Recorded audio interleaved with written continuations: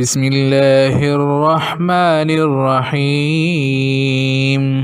شروع کوم د الله په نامه چې ډیر زیات مهربان او رحم کوونکی دی. قل اعوذ برب الفلق. وایا چې زه پناه غواړم د سبا په پروردګار من شر ما خلق. د هر هغه شر نه چې هغه پیدا کړی دی. ومن شر غاسق اذا وقب. او د شپې د تیارې د شر نه چې کله هغه خوره شي. ومن شر النفاثات في العقد.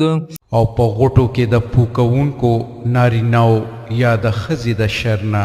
ومن شر حاسد اذا حسد.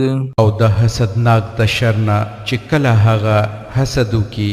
صدق الله العظیم. الله ستر رښتیا ویونکی دی.